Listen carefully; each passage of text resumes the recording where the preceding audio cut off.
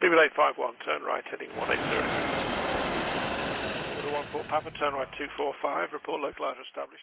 The situation at Emirates is continuing to develop following new updates surrounding the airline's future, especially when it comes to their financial situation, something I've covered a few times here on the channel. Our focus though sits with the recovery of the aviation industry and how that'll adversely impact Emirates if recovery is too slow. The carrier has noted while speaking at the World Aviation Festival that it will look towards another cash injection from the Dubai government to help aid it in its recovery plans moving forward if travel demand doesn't pick up. While naturally we're seeing demand return in certain locations, for Emirates the airline is still struggling with their business model heavily relying on international travel, and with borders opening up rather slowly or opening up for say a couple of weeks and then shutting again, it hurts them, especially when they don't really fly a domestic network like that of, say, Delta or American Airlines within the United States. Tim Clark, the airline's president, said, "We are good for another 6, 7 or 8 months in terms of cash. We have sufficient cash coming in to be able to keep the day-to-day operation at a neutral basis," adding, "But like everybody else, if in 6 months global demand is where it is today, then we're all going to face difficulties, not just Emirates."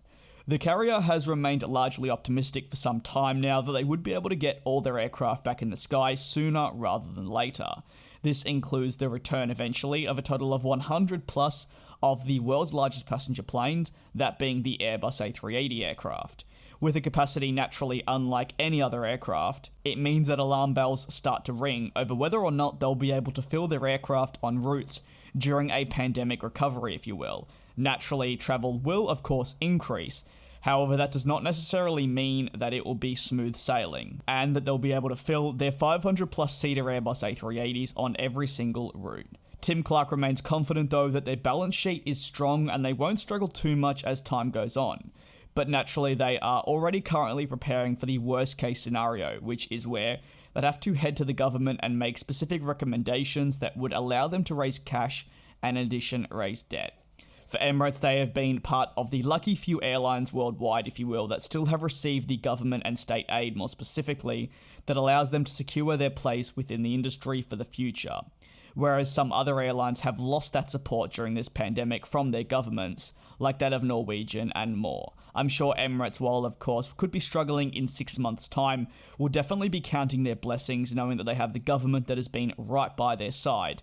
Of course, putting forward the argument that Emirates is an airline that is too big to fail and too much of an asset for the Dubai government to simply collapse. The route network for Emirates is continuing to somewhat go back to what it was. They've been utilising their Boeing 777s. On top of that, the A380s have slowly but surely been returning. With me being based in London, I've personally been able to see the aircraft recently land at Heathrow. Albeit, this is not your typical 7 times daily service that we saw pre-pandemic, but it certainly is an improvement in the right direction. These Boeing 777s though will be staying on within their operations as the airline is planning on converting some of these to pure cargo-only aircraft, which would allow them to utilise the type that they already have and essentially convert them into another use without having to retire them off instantly. With that being said, what are your thoughts on Emirates' situation currently within the aviation industry?